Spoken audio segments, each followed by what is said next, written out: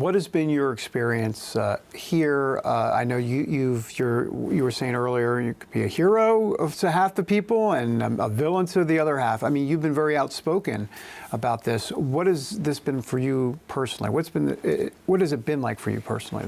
Yeah, we were talking about this before we came on today. It is true. I mean, I'm definitely a polarizing figure. I'm proud of that because people make it easier for me to know who's on the side of right historically and who's on the wrong side. So I am a little bit more recognizable now. I've done some media, and so yeah, I would say that half the people on my own campus hate me and half really love me. And that's okay, because I think it's the right people who love me. What are some examples of things that you've experienced? I know you don't like that word anti-Semitism, but from an anti-Semitism standpoint, if you know what I'm trying to say, what have been some things that you've experienced that make you go, really, this is going on? Well, you walked into my office today. We're in my office right now, and you saw the top letter that was left on my desk by my administrative assistant, which was a hate letter from an anti-Semitic person. It was like 7-point font, 1 page, addressed to me in hand, like a creepy letter. And I get a lot of that stuff.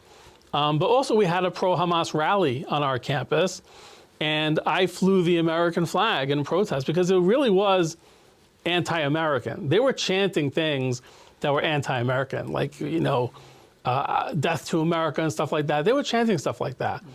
People who think it's about Jews are really not seeing the picture here.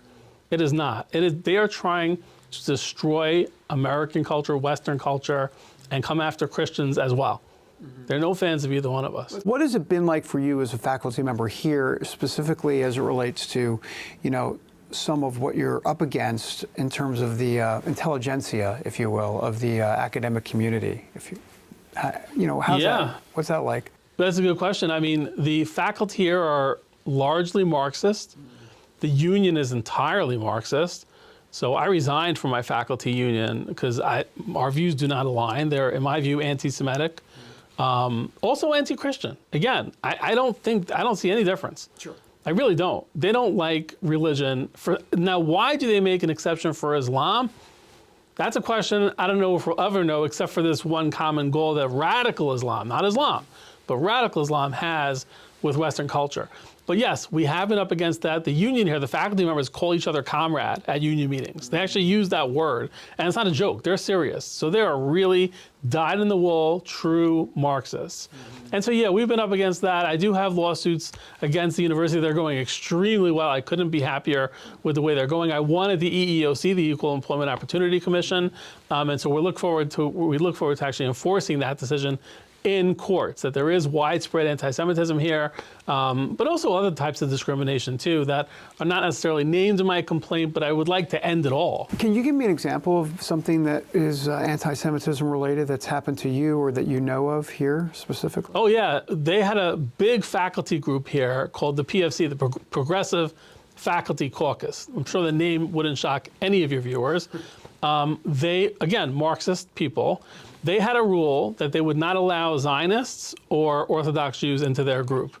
And in fact, 6 Zionist or Orthodox Jews were turned down from joining the group, and nobody else was ever turned down. And they held meetings on Friday nights purposefully so that Orthodox Jews could not attend.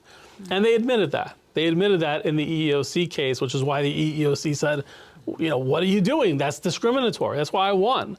So yeah, we are up against that. And they don't want people like that. They're very much anti-religion. Marx was, yes, he was anti-Semitic, even though some people argue he had Jewish roots, which is, I think, true. But he also was anti-all religion. He didn't believe that religion should be allowed in the state at all, that there should not be religion.